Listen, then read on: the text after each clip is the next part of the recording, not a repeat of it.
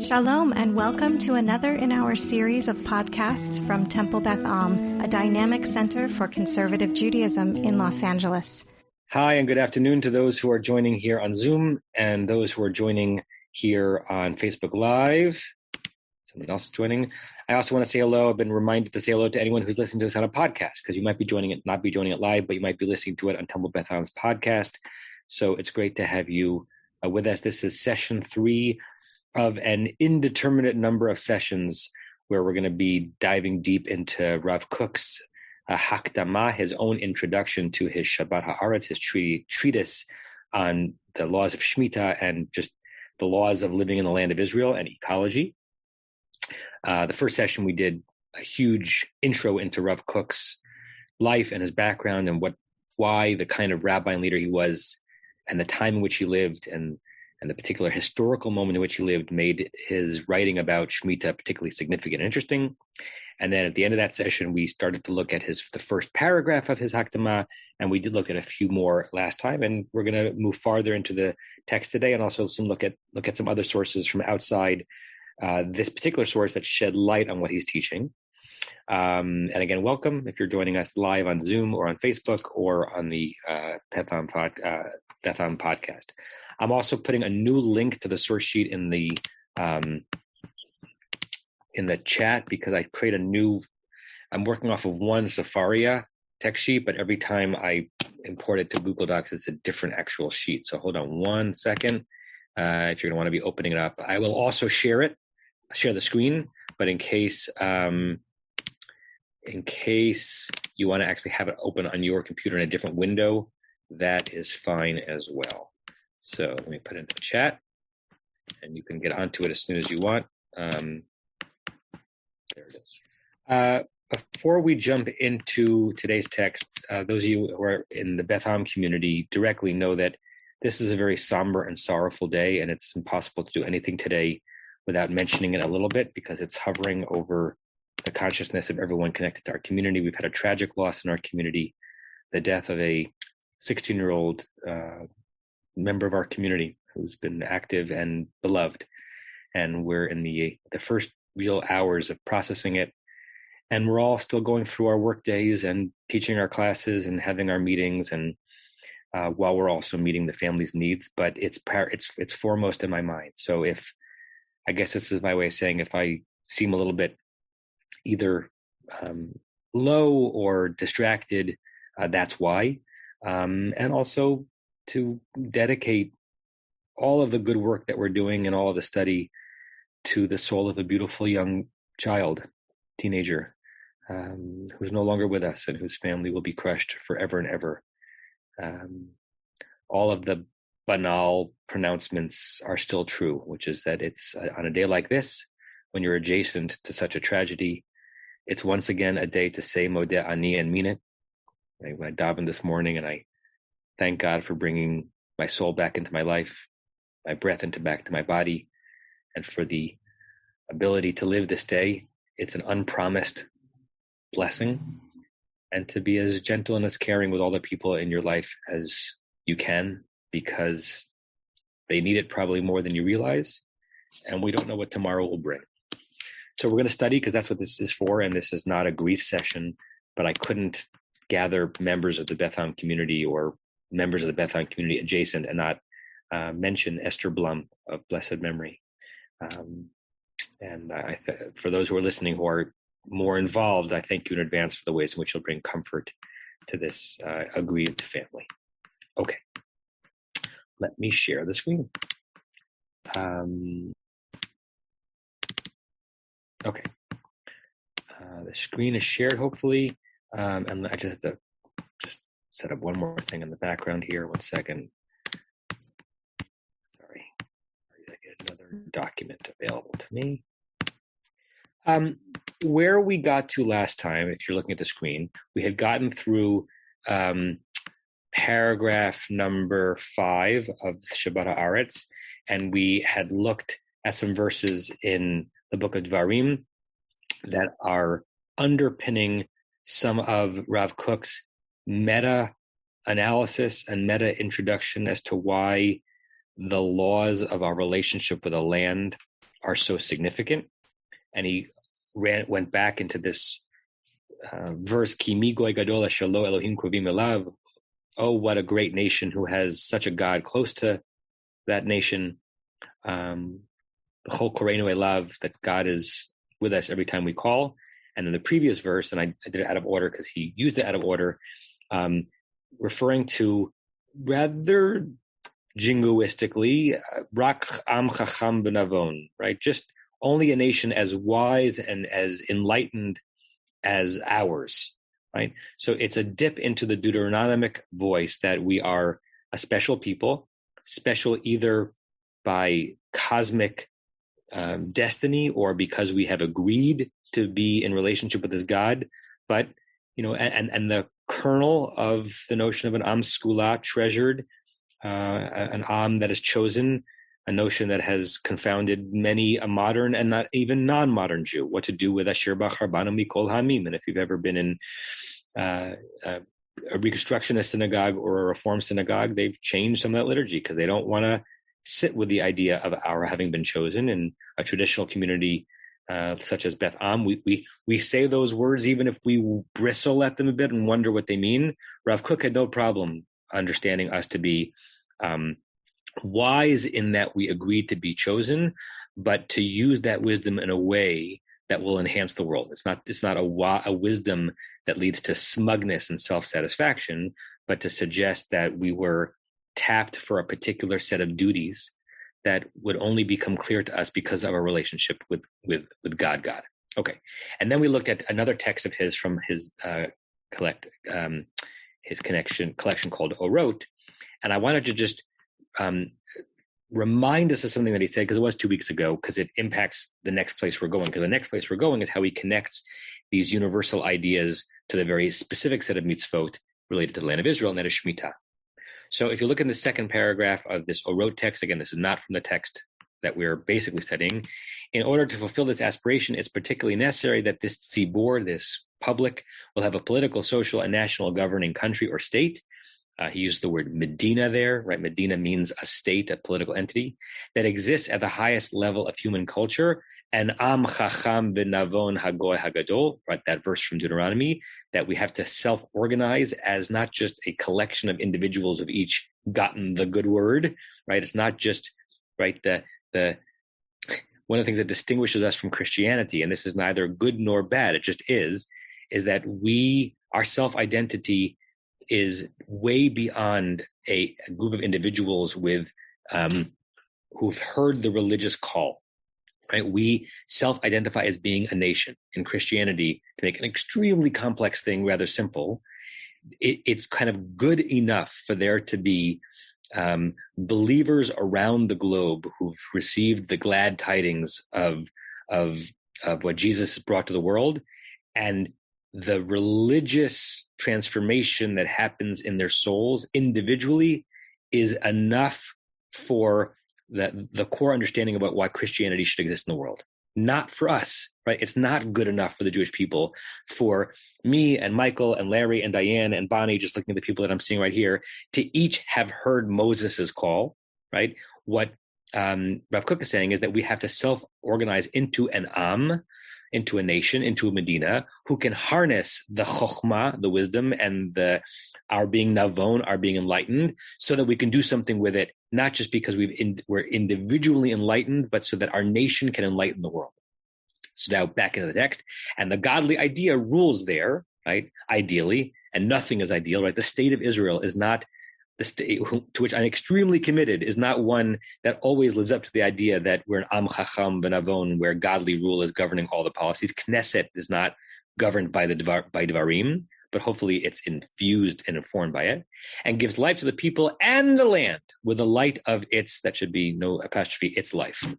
In order to make known that not only wise, exceptional individuals, pious and holy Nazir, ascetics, can live in the light of the godly idea, meaning the reason why we accept this yoke of being an Am Chacham B'Navon and to organize as an Am is to show the world that it's actually not just us who might be in our own self-understanding wise and exceptional because we've agreed to be chosen. It's not just we who can and should live under this godly ideal, rather that whole nations, the rest of humanity, can as well with all the elements of existence, etc.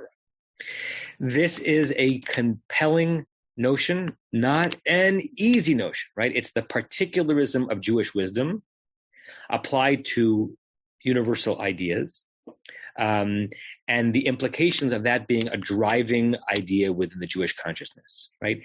As we discussed before, would we publicize this, right? Would we be comfortable sharing with our Gentile friends that this is what our Judaism is all about? Is for us to, is it too akin to the kind of messianic proselytization that makes us uncomfortable when evangelicals express it? It's kind of mini benign evangelism built into traditional Judaism. Most evangelicals consider their evangelism to be benign because they're spreading the good word to everyone. We've got some of it in there, right? It certainly animates Chabad. I want to get to Chabad in a little bit as well. Or is this something just for internal consumption? Not that we're embarrassed about it, but it's to drive the Jewish push to get as deep as possible into the particulars of Jewish practice, including how we take care of the land, so that we might have something to say about how the world self-organizes, right? So I wanted that to be kind of there before we jump forward into the part of the text that we haven't studied yet. Let me pause and see if there are questions or reactions to that. I can't see everyone's face, so either unmute and start talking or raise your digital hand if you want to contribute at any point. Once. Okay. Twice. All right. So now we're on to a new paragraph. The 7th paragraph of his Hakdama. And I'm going to do this the way I did before. I'm going to kind of read chunks at a time and pause and add my commentary and then pause to see if there are any questions. And a reminder, particularly if you're joining in the middle, if you haven't come to the first two, any Danny Kaye fans out there? My father brought us up on Danny Kaye records, and there was one Danny Kaye shtick where it was, this is the movie that ends in the middle for the sake of the people who came in the middle. So in case you came in the middle, a reminder that Rav Kook's Hebrew is exquisite and inscrutable. And people who have studied Hebrew their entire lives still can go through a paragraph and not be 100% sure, even 80% sure that they've gotten it. But we certainly get a good sense of it. Okay. Teva haneshama haklalit shel Knesset Yisrael hu Elohu. I can't even pronounce it. It's such he invents this word. Elohiyuta. Okay. The nature of the neshama, of the soul spirit, right? We're going to go back. I put that word in bold because I wanted to remind myself to linger on a second.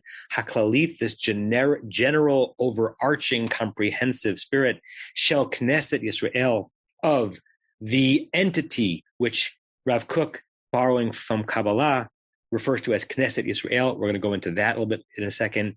What is that essential general nature of the spirit? It's Elohiyutia. It's divinity. It's divine nature. It's connection to the concept of Elohim. I really do think that Rav Kook invented the way Elohim as a grammatical plural noun representing a singular divine notion was declined, if you think the way declensions happen in grammar, in this way, that it was turned into like a adjectival noun, like a divinity, and then adding a possessive pronoun, an Elohiyutia. Okay, so what's going on in this one sentence? Because we can't really go farther into the paragraph until we unpack this sentence. First of all, neshama. In modern Jew speak, we often use neshama and nefesh as interchangeable, right? It's the part of our experience that is beyond the tangible, beyond the sinews and the ligaments and the bones and the blood, what makes us be who we are, right? You could take a neurophysiological perspective on it and try to understand like what's actually happening in between the synapses. A spiritual, religious understanding of it is that that's the neshama, and in Hebrew, neshama, of course, is related to neshima, breath, because that goes back to the opening lines of Breshit, where God blew breath into the as yet unanimated human being. So it's the breathing in our tradition, and by the way, in many traditions, you go to any meditative tradition, and going back to the central notion of breathing is what connects us to the parts of us that are not non-tangible. And we often use nefesh too, even though in the Bible, nefesh actually meant flesh. We use nefesh oftentimes in modern Jew speak to mean soul. But it has very, very specific connotations in the Kabbalah. In Kabbalah, there is a 3-step ladder, each representing different aspects of the inanimate part of every individual human's existence and all of human existence. And the ascending rungs are nefesh, ruach, and neshama.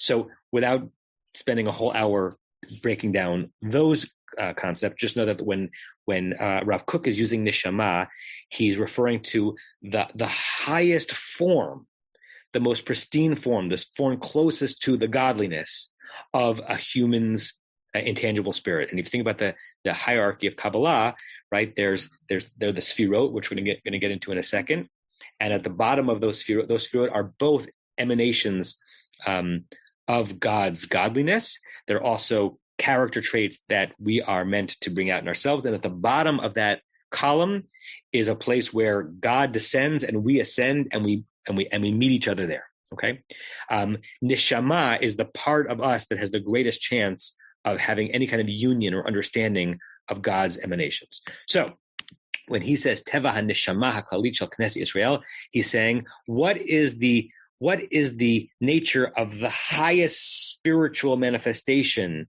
of the collective Jewish spirit? It's the fact that we bring divinity into our realities, right?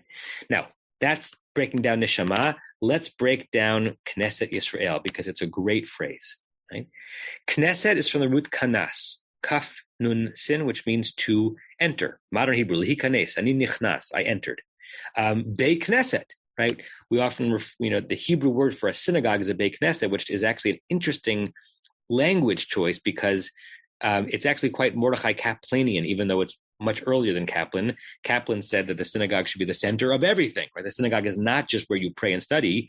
It's the center of Jewish civilization. That's why synagogues built inspired by the Kaplanian model, including Forest Hills Jewish Center in New York, doesn't just have a synagogue and a Beit Midrash and a social hall, but a pool, right? It should basically be a JCC. A Beit Knesset is a house of entering. You should enter as much as you want, whereas we normally would think of synagogue in the ritual sense as a Beit Tfilah, which is not just the name of a minyan at Beth Am, but a house of prayer, or Beit Midrash, a place of study. Knesset Yisrael then is the gathering together, maybe the entering, but I think gathering makes sense here, of Israel. But it has a technical term. First of all, an interesting tidbit, which may just be coincidence. It probably is, but it's interesting anyway. Anyone know the neighborhood of Nachlaot in Jerusalem? Right, it's across Rehov Yafo from the Shuk, okay, from Machane Yehuda. It's one of the oldest neighborhoods outside of the city of Jerusalem. It's funky. It's a combination of Haredim and hipsters and underground, guitar bars, and very, very frum and oftentimes very, very poor residents living also in places that are being quickly gentrified, where $2 million will not get you much of an apartment, right?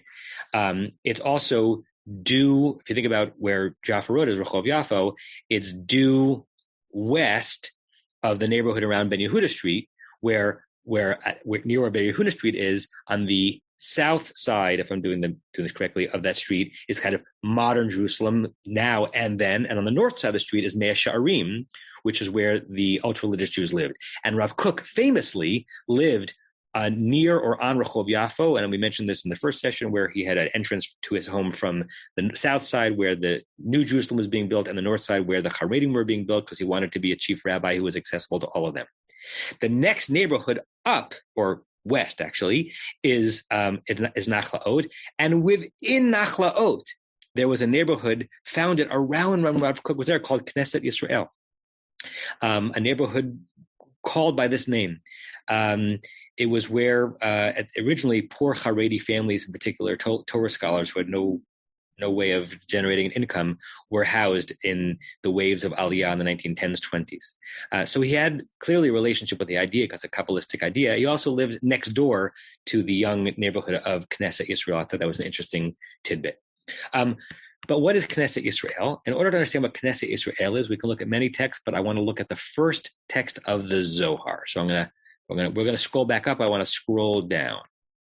Okay, because it doesn't say enough about what the word Knesset Yisrael means or what he meant by it to simply say the gathering of Israel. Let's read the Zohar, the opening line, and then we'll see if we can understand what he was meant by it.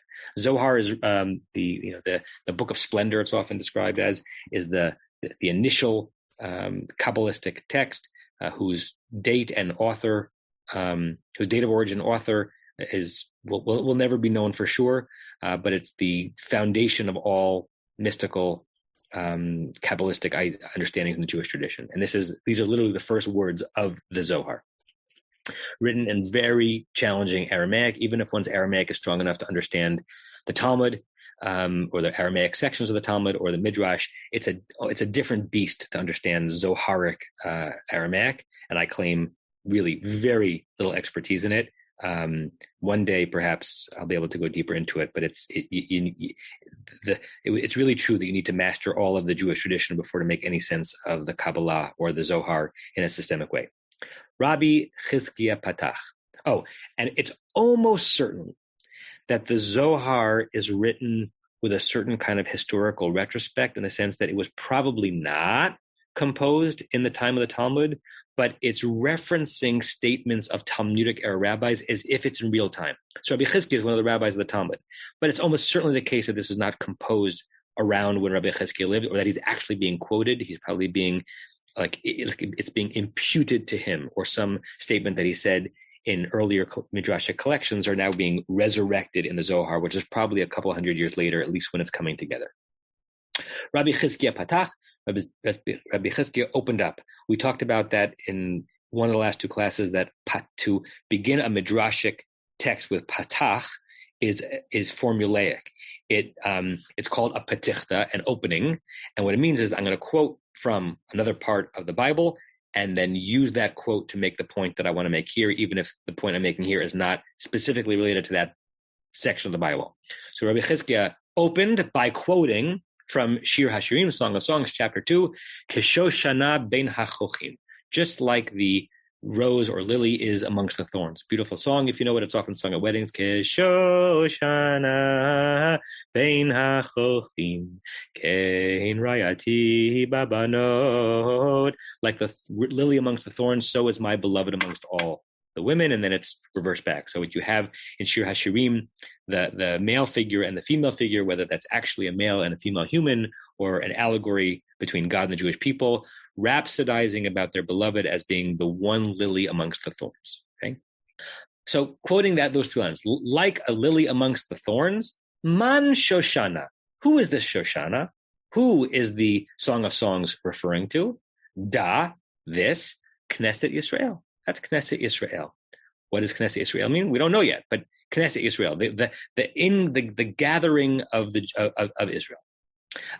Begin De'it Shoshana. This is really interesting. It's almost like a Yiddishism.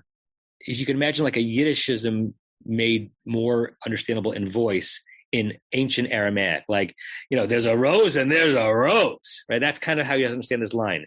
So there are plenty of roses, or plenty of lilies, but the Zohar says in the vein of De'it Shoshana, there's a rose. The each Shoshana, and then there's not all roses are created equal. I keep going back between rose and lily. It's probably lily, but Shoshana is sometimes understood as rose, although the modern Hebrew word for rose is vered. Ma Shoshana di'ihi bein hachochim itba sumak v'chiver.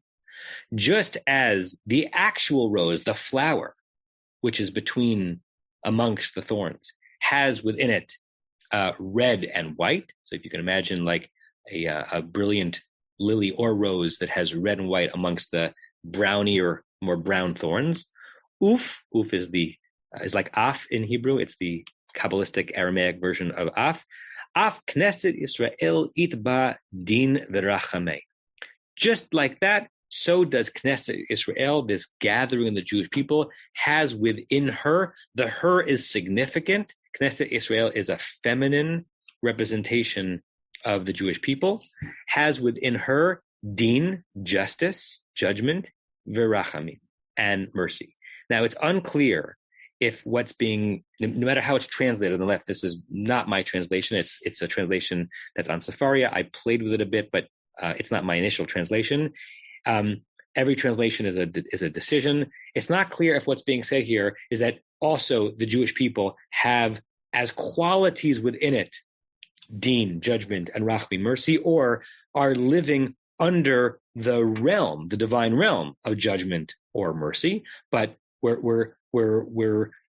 got the beautiful red and white, that might be the mercy, and the thorny judgment, right? Ma shoshana idba tleisar alin, just as a lily has, I've never counted, perhaps has 13 petals. Uf Knesset Yisrael itba tleisar mechilan derachami besacharin la mikol sit raha. So does the Knesset Yisrael find itself surrounded by a 13. What 13 are we surrounded by? Adonai, Adonai, Rachum, B'chanun, Erech, Apayim, Rav Chesed, V'yemet. So it's an interesting analysis, because if you're following the comparison, we, Knesset Yisrael, is the rose, and we're surrounded by the thorns, but the thorns are God's attributes, right? It's really unclear what image we're being asked to consider. Is it that we're the thing that is being protected by God, and it's the 13 attributes that are protecting us, because thorns do protect the rose? Is it also that we're being threatened by God, or threatened because thorns are prickly? It may have been precise in the minds of the writers, but as a reader, it's not entirely clear what we're supposed to be thinking of when we imagine us as Knesset Yisrael. But it's introducing, the Zohar begins its discourses by saying, we Jewish people are Knesset Yisrael, the feminine representation of the entirety of the Jewish people who are in a relationship with God of din and rachamim, and are surrounded by these attributes. And these attributes are supposed to keep us alive and well. And we are supposed to be imagining ourselves in that picture. Okay. So if you go back to this first sentence of chapter 7, the very highest spiritual general nature of that part of the Jewish people that sees itself as a feminine collective, living protected by and in relationship with God, what makes us so different than any collection of human beings? It's our Elohiyut. It's the fact that we have a certain divinity coursing through us, or that we are relating to. Okay, let me pause here, because that was very dense, and see if there are comments or questions, because we're, again, only one line into this paragraph. Anyone? Going once? A quick question. Yeah. That last phrase is mainly Aramaic, right? Back in the Zohar? Yeah, the ma'uf. Yes. And the ending is also Aramaic. Is this a mixture of Hebrew and is the Zohar a mixture of Hebrew and Aramaic? It's mostly Aramaic, except for quotations from Hebrew texts and a little bit of Hebrew. It's more percentage-wise Aramaic than the Talmud is. The Talmud, since the Talmud, the rabbis of the Talmud, the Mishnah is Hebrew, except for very, very few words. The Talmud, even the Babylonian Talmud, is a collection of material of Babylonian rabbis and Eretz Yisrael rabbis.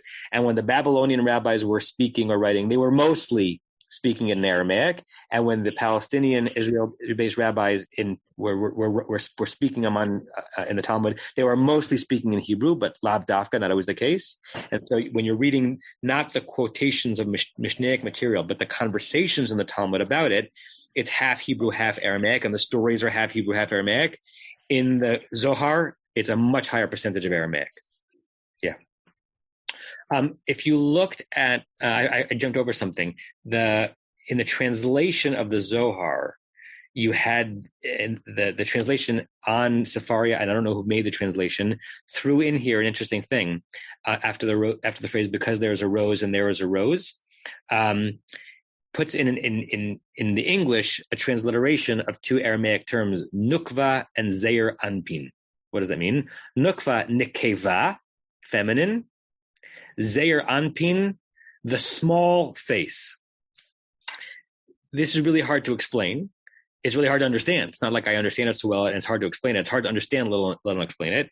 But we, Knesset Yisrael, is the nukva, the feminine. It's both a feminine emanation of the Jewish people, but it's also the feminine side of reality, who is intending to do union, ecstatic, celestial, intimate union with God, right? But the only part of God that we have access to is Zeir Anpin, the lower face. We don't even have possible access to the higher face, to the ultimate supernal face, right? So in a very, what's the word? If you wanted to use a modern heteronormative understanding of things, there's a feminine and a masculine in the world. The masculine, even though God does have a feminine representation, that's the Shekhinah, the primary union, creating the zygote of reality, is God's masculine Zeir Anpin and our feminine Nukva, represented by Knesset Yisrael. And when we do mitzvot, and when we are connected to the Jewish tradition, and when we're studying, that unification takes place. And some of you might even be aware of the liturgy that is not as common in our traditional conservative Siddur, although maybe it should be, but it's lurking. Look at this. When some of you, where might you hit this? You might hit this if you read the meditation before putting on the talis or tefillin in the morning, that you're putting on the talis and tefillin, and by doing so, you're effecting a union in the heavens. You might hit this at Sfirat HaOmer. There was a new tune that we introduced at Beth Am this year to Sfirat HaOmer, written by, I think it was either Yosef Goldman or maybe Deborah Sexmans, that I remember. And it begins this way: L'shem yichud kudsha brichu shechintei. And this part isn't written here because it's from the Omer. Hinani muchanu mezuman lekayem mitzvat aseh. What are we singing? We say that L'shem yichud, in the name of, for the sake of, a yichud. Another word, yichud, from a Jewish wedding, right? The private time after the chuppah, where the bride and groom are theoretically alone for the first time, although we know that's not clearly what's happening in the modern way. A togetherness. What kind of togetherness? Between Kudsha Brichu, the holy blessed one, Ushchinte, and his Shechina. Who is his Shechina? His Shechina is two things. His Shechina is both the feminine aspect of God, that we help mate with the masculine aspect of God in the Kabbalistic idea when we're doing mitzvot, but we are also Shechina, because Shechina is that lowest rung of the Sfirot, where we can, in our highest selves, we can become Shechina, and so we are not only effecting the mating, we are mated with. Okay, and every mitzvah is an opportunity to effect that union. B'dechilu u'rechimu, with trembling and with rachmim and with a sense of mercy. Liyachad Hashem yudkei bevavkei. We are ourselves trying to create a union between yudkei. What's yudkei? Yud-hey. And vavkei, vav-hey. The two pairs of letters in the Tetragrammaton. B'yechuda shlim. In a perfect union. And therefore creating yud-hey, vav-hey. We create yud-hey, vav-hey every time we do mitzvot in the proper way. B'shem kol Yisrael. And we're doing this in the name of all of Israel. We're not just doing it for our own spiritual ascent, but so that all of Knesset Israel can ascend. This is just the language of a standard introduction if you're davening from a Siddur that includes it. Hinei anachnu ba'im lihitpalel. Here we're coming to pray. We're doing a mitzvah. Tfilat shacharit. We're coming to daven shacharit. Shetikein Abraham, that Abraham established according to the Midrash. Or this would not be all appear in the same paragraph. I just interpolated them. Mincha. Or we're coming to daven mincha. Shetikein Yitzchak, that Isaac established according to the Midrash. Or Aravit. Shetikein Yaakov Avinu alav hashalom. Or that Jacob, our father, may peace be upon him, established. In kol mitzvot hakfulot ba, including all of the individual mitzvot within it. L'takein et shorsha. The makom elyon, to kind of firmly establish the root of this mitzvah down here, the makom elyon, in some supernal location. Lasot nachat ruach liotzreinu, to bring a certain ease of spirit to the one who formed us. v'lasot ratzon borenu, and to do the will of our Creator. Yehi v'hinom Adonai Eloheinu aleinu. This is the end of one of the Psalms of Psukei Zimra in Shabbat. May the pleasantness of God be upon us. U'masei yadenu konana aleinu. May the work of our hands, may God establish the work of our hands upon us. U'masei yadenu konanenu, and may the work of our hands sustain us. Okay, this is a version of this appears in front of each of the tefillot that you daven in some sidurim, and many Hasidim say it in front of every mitzvah. It could be a little bit cumbersome, but it allows you to remind yourself that you're doing something to effect a supernal union.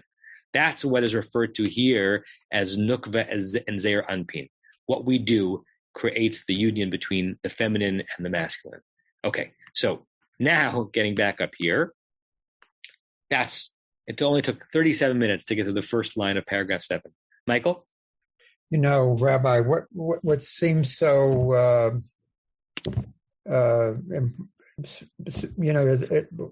what is so emphasized here in all of this is that we are doing these things personally, but in sort of the name of community. And I find that so overarching in everything we've been talking about today. Wonderful. By the way, I just posted again the link because I realized that some people joined the class after I put it. So you can look at the text on your screen that I'm sharing, or you can open up a different window. It's in there. Yes, and Michael, your comment, which you may have even intended, is happening on more than one level. So the individual Hebrew act, Jewish act, Israelite act, expressing the highest form of our neshama and our Elohut, to bring together the nukva and the zeir anpin, is on behalf of all of Israel, so that we can actually become the Knesset Israel that God wants us to be. And that is done on behalf of the world entire. Because if we stop just halfway, woohoo, I counted the Omer, so that Israel could be the Knesset Israel, Rav Kook would say, you're halfway to the end, but you're only on the 50-yard line. Because if you're doing that just so the Knesset Israel can rise and meet God, then you are harnessing Jewish particularism, but just for a Jewish particularist end, and that's not enough. And the reason why he's connecting this to the land is because the land is a universal thing, even though it's only the land of Israel that obligates us in the laws of Shemitah. It's also to bring a certain ecstatic peace to the world entire, right? Which is not something that, frankly, a lot of religious Jews are thinking about when they're doing religious acts, right? Most people aren't, and I'm not even critiquing this, I'm just naming it. Most people are not walking into daily minyan in the morning saying, I'm putting on my tefillin so that I can reach a spiritual high, so that my spiritual high can help the Jews become Knesset Israel. Maybe that, but so that Knesset Israel can help bring a universal peace to the world, it's just not part of our consciousness. But maybe it ought to have been, certainly from a Kabbalistic perspective. Is your hand up again or still, Michael? Still. Okay. Let's push forward. Any other comments, questions? Okay. So now that we've established what that first line of this paragraph might mean, let's see what he says with it. Lo bechirata garmala et yitrona he'elohi. It is not that, it is not through choice, bachar, that causes this yitaron, this advantage, ha'elohi, this divine advantage. Meaning it's not anything that we have done that brings us into this potential relationship with a godly idea. Lo mitzad ma'aseha pratiim. On a grand level, it's not anything that I've done in my life that it's allowed me to access this system, my individual choices. Meaning, even though my next individual choice to do something Jewish is contributing to the system, that's very much a Kabbalistic idea, I didn't earn it because I chose to live a certain way. Lo b'tzidkata, not because of my righteousness. It's not because I'm a good dude that I get to impact the world by putting on tefillin. The yosher levava, or the straightness of my heart. Ba'a el ma'alata. It's not for any of these reasons that Knesset Israel arrives or has arrived at this level. This is some interesting stuff he's about to say, which we can have a mixed reaction to. Tchunat giz'ah. It's a characteristic of our geza.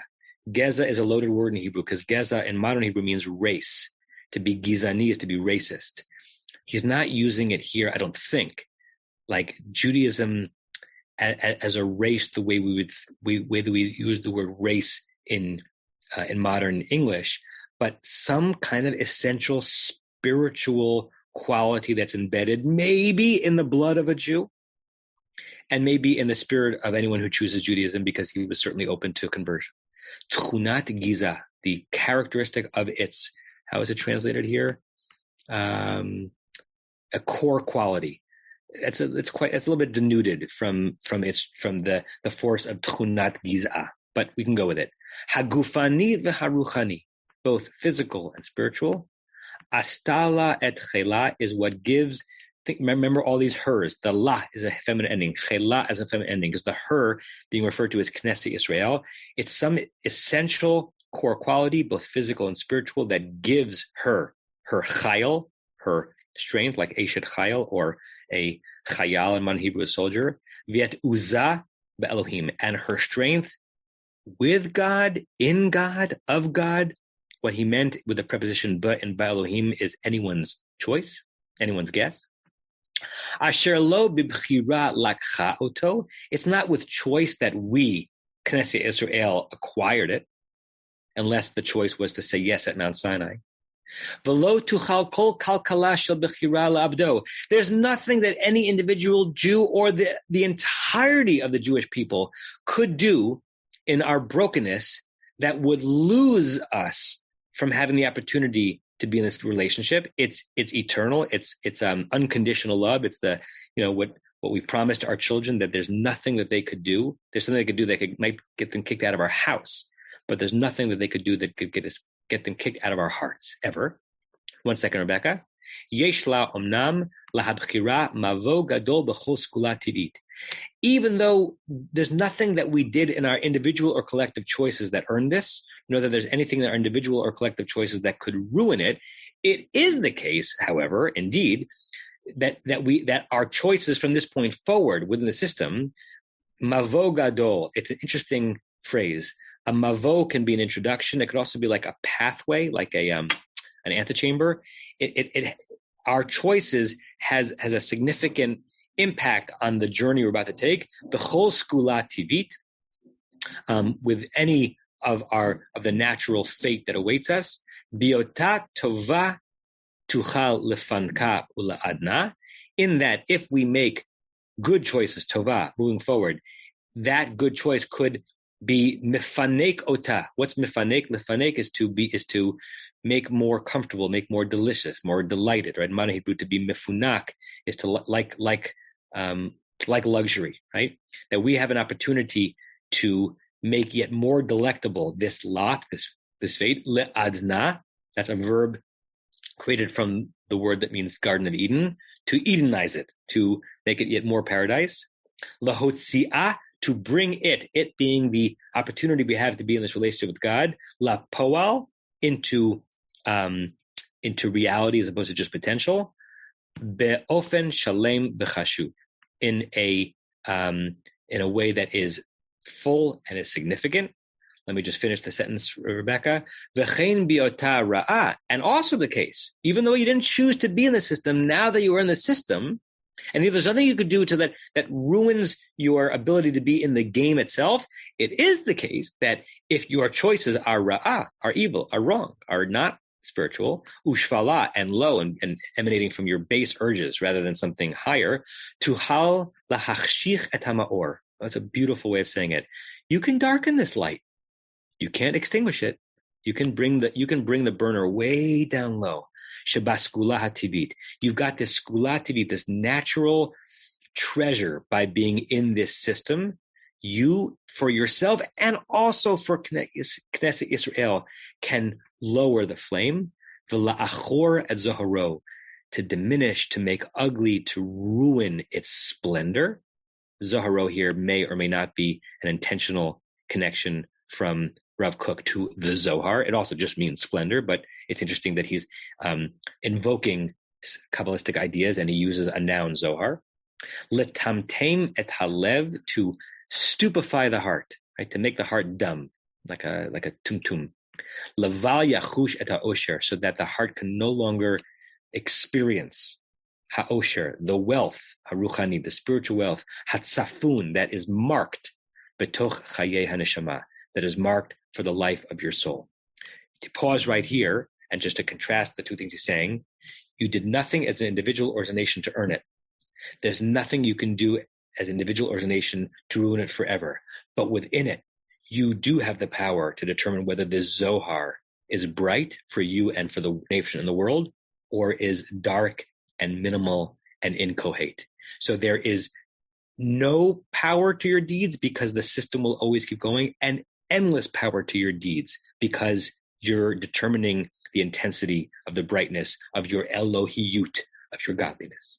Rebecca? I'd like to say that I forgot what I was going to say, but I didn't, despite it being such a long sentence. I just wanted to bring up that the word giz'ah could also refer to the trunk of a tree or the stem, and so the part that connects between, I guess, the roots and the top of the tree. I don't know if that works here, but that might be something that but it's there because you kind of breathe it in, or you grow from it naturally. It's a tree doesn't do anything to sustain the trunk. The trunk is sustaining the tree. I think that works great, and I think it might have been what informed the translation here to translate it as core as opposed to something having to do with race and essentialism. Now, what Rav Kook meant by it, I don't know, but it certainly gives us the opportunity to read it one of two ways: something more essential, or not necessarily like essentialist, but core, right? The tchunat giz'ah, the characteristic of its core, of its foundation, both physical and spiritual, is what gives it its power and its divine connection. Sure, good. Thank you for that reminder. Anything else on this so far? Okay, we'll finish this paragraph, and then finally, because I'm sure you're all waiting, we'll see how he's going to connect this to Shemitah. Because again, this is his hakdama to his treatise on Shemitah, but he's first dealing in very lofty terms about the basic destiny of the Jewish people. Aval lo yuchlu timtum halev, but however much the stupefying of your heart can happen, or the darkening of your world can happen as a result of your non-spiritual choices, they are not able, that stupefying of the heart, the hachshachat hamaor, and the darkening of the light, they are not able lehimashech leolam. You can never, you can't be bad enough long enough for it to be perpetual. There's always going to be the potential to return to a way of living that is within this divine system. Haskula hativit, this natural treasure, is national inner treasure. Betuchahi, it is secure. Bekiyuma, in its existence. Uvehit oreruta, and in its perpetual ability to wake itself up, lehit orer, l'tchiyah, to life. Right? It may slumber, it may Rip Van Winkle, but it can always be woken up again. There's an interesting association here that I'm not sure, I don't think he's making, but I'm making to kashrut. Many of you know of the notion of, when you're talking about treif in kosher, or meat and milk, or milk and meat, that there's a concept of batel b'shishim, that if the measure that's being mixed in, the good stuff into the bad stuff, or the bad stuff into the good stuff, is less than 1/60th, it is nullified, right? So, a semi-classic example is that if you're cooking a meat stew and a measure of milk falls into it and it's liquid in liquid, as long as the amount of meat stew is more than 60 times the volume of the milk, then it disappears into that meat. And even though you are eating later on at dinner a foodstuff that has milk and meat, according to the kashrut, you're not. It gets nullified. Okay, so that happens in milk and meat and treif and kosher, and it happens chametz in kosher Pesach food, but only before Pesach. What do I mean by that? If I'm cooking a kosher Pesach soup and an amount of chametz, and I'm cooking it before Pesach, and an amount of chametz falls in, and if the amount of chametz is less than 1/60th, it's nullified, and I can eat that on Pesach. Okay. When it comes to treif and milk and meat, once it's nullified, it's always nullified. What do I mean by that? Let's say I made the mistake again, the milk into the fleshik pot. But this time, the individual amount that went in is still less than 1/60th. But if I added the milk to the original milk that fell in, but was already nullified, it would get it over the 1/60th threshold. That math makes sense. When it comes to milk and meat, or meat and milk, or treif and kosher, it's okay. You could actually theoretically make the mistake over and over and over again. If it's actually a mistake rather than something engineered, you can't intentionally mevatel, right? You can't put a very, very, very piece of cheese on a very, very big hamburger and bite into it. But if you theoretically made the mistake over and over again, according to halacha's internal math, you could eventually be consuming a stew that's half milk and half meat, as long as each time the individual amount itself is less than 1/60th, because once it's nullified, it's always nullified. Not true for chametz. If you have less than 1/60th of chametz fall into kosher Pesach food, and then the mistake happens again, what the halacha says about chametz is chozer v'neor. It returns and awakens itself, and it adds to the volume that's going in now. And if that sum is more than 1/60th, the whole thing is rendered unkosher Pesach. Interestingly, what Rav Kook is saying about the Jewish Hebrew sole possibility of living within this system, where every act can effect a yichud, a union between the feminine and the masculine aspects of God and of the world, no matter how many times it's nullified by our sinfulness, by our waywardness, by centuries of Hebrew Israelite kings bringing idolatry into the temple, by our being blinded by values other than Jewish values. It's chozer v'neor. It can always return and be reawakened, which is a very optimistic way of understanding a very pessimistic reality of humanity, right? And thank God for that, right? If we imported that from the religious realm into the relational realm, like what it would mean? Do we actually, would we say that in our relationships? Would we say there's nothing that the other person can do such that there's no return from it, right? I would say that it changes based on the relationship. Certainly there are violations that cannot be recovered from. In the spiritual realm, according to Rav Kook, there are none. Larry, Diane. Or Larry, I don't know if Diane's there. Diane's cooking. Make sure it's less than 1/60th. Well, as you know, we don't have any meat in this house anymore. So I love the word uvehitoruta. Yes. Which I guess is like, it says arousal. It's an awakening, her awakening. I'm looking at the last sentence here. Skula ativit. It's like a natural treasure, right? Translates the inner soul treasure. I would say tivit would be like a natural treasure, maybe. And it's very optimistic, but it's hard for me to accept his optimism that if we don't work hard at nurturing this treasure, that it will always be there and will of its own volition be aroused and arouse us to renewal, to the techiyah. You're saying you don't share his optimism. I want to share his optimism, but I'm thinking about it. Maybe I'm playing to the wrong thing. I'm thinking about Jews and Jewish communities that are lost to some form of identification and practice, whether it be religious or otherwise. I'd like to think that there's a spark there, but I don't think that it actually works very well. I have a lot to say in response to that, because I have a lot to say. You and I and everyone in this class are religious, observant, identified, educated Jews on some level, who are living even our spiritual lives in a pragmatic world. I'm not a prophet. I am infused by prophecy. I'm inspired by it, but I know, and I'm okay with it. I'm not living a prophet's life. I don't have that much of my consciousness in the heavens. I'm living a pragmatic, tangible life, informed by the highest values of our tradition. Rav Kook was more angelic, and Rav Kook might have said to us, okay, you can't see it, I can. You're saying that there's a pragmatic argument that once a family or a generation is lost, that we can't bring them back. And I'm telling you that what I'm hearing from the tradition is that on a celestial level, that's bollocks, and that the celestial doors are always open. And there are certain parts of Jewish history which actually bear out the more angelic view of things, right?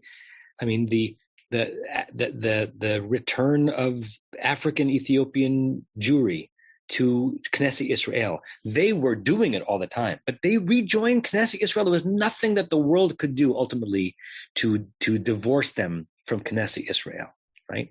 Or on a smaller scale, right? The Jews who lived under Soviet communist repression for centuries, and somehow, not all of them, but found a way back both to Medinat Israel and to Knesset Israel. I will never forget a conversation I had with a Chabad teacher Rebbe in Kiev, or in the outskirts of Kiev, when I was there visiting with a Federation mission in 2012 or 2013.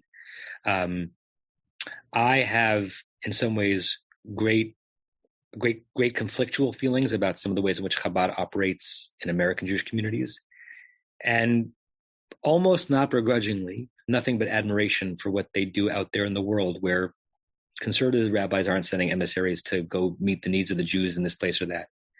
And this was a school operated on the outskirts of Kiev, filled with kids. I'm just going to say it. They didn't look Jewish. And the reason they didn't look Jewish is because they were the offspring of 2 or 3 generations of just natural functional diminution of Judaism through intermarriage. They looked much more Ukrainian than Jewish. All of them had at least one Jewish grandparent or great-grandparent. Chabad was the only place in town and established a Jewish school for these kids, and was willing to educate them even before the children who were not children by Jewish law were halachically returned to Judaism. And we're speaking to the Chabad, I don't know if he was the principal or whatever he was, the kind of guy who grew up in Israel, didn't speak anything, didn't speak the language, and was sent there by the system, by the Rebbe, and I would say, for how long are you going to be here? Until Mashiach comes, right? My contract is 10 years. Their contract is forever. I'll take a forever contract, by the way, if anyone's offering it. Just if anyone on the personnel committee is listening, I'll consider it. To learn Russian or learn Ukrainian, and he described to me his mission, or the mission of the institution. He thought of the tradition he represented as passing an extremely powerful magnet over the landscape. So powerful that if there was any shard of metal, that it was even a tiny bit magnetic, where less powerful magnets wouldn't attach it, this magnet would, and the shard would come up and attach itself to the magnet and have a chance of being now I'm adding reunited with Knesset Israel. It's miraculous, right? It's not my Judaism, right? Do I wish that group was also learning Masorti Judaism? Sure, but we're not the ones out there doing the hard work.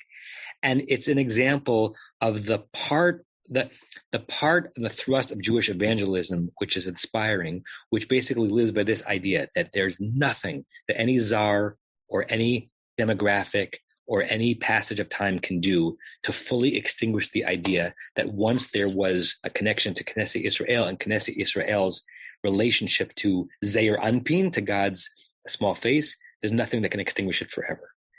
In my own small way, I hope I'm doing a version of that on the corner of La Cienega and Olympic, mostly for people who already are in the game. And there are some people who are dedicating their Jewish lives to the heat over root in places that are less likely. Because we're just out of time, I want to just focus on there are 2 entirely different ways of understanding that last line. And the way I choose to translate it is different than the way Rabbi Julian Sinclair translated it. And I have no idea which one of us is right, with no false humility. The way he translated is that, just read it, sooner or later, this inner soul treasure can be relied upon to arouse the nation to renewal. What I was translating is that sooner or I didn't put the sooner or later, that the inner instinct or inner treasured can itself be reawakened, not to be doing the reawakening of us, but can be reawakened within us. It's a subtlety, but the language can go in both directions. Okay, that brings us to the end of paragraph 7, and when we meet next time in 2 weeks, we'll be down to, well, we're going to read a little bit of what Rabbi Julian Sinclair wrote somewhere else, and then we're going to skip paragraph 8 and go to paragraphs 9 and 10, which is actually finally going to get us to Shemitah. So in the 4th class of the Shemitah class, we'll talk about Shemitah. Wonderful to spend this hour with you. I needed it. I needed this window in the midst of a very dark day in our community. And again, if you're listening on Zoom or on Facebook or on the podcast, wonderful to be exploring this material with you, and look forward to seeing you in 2 weeks. You have been listening to another in our series of podcasts from Temple Beth Am, a dynamic center for conservative Judaism in Los Angeles. If you enjoy these podcasts, we invite you to write a review on the Apple Podcast site or wherever you get your podcasts. For more information about Temple Beth Am Los Angeles, go to tbala.org.